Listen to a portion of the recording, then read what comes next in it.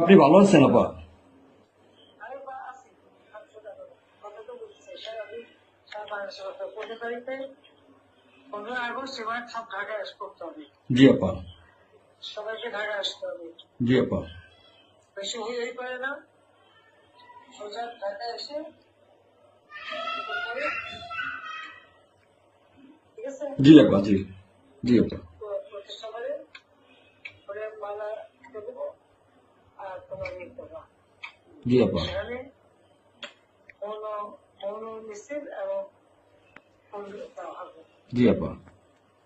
যেখান থেকে বড় সবচেয়ে যত লোক পারবে।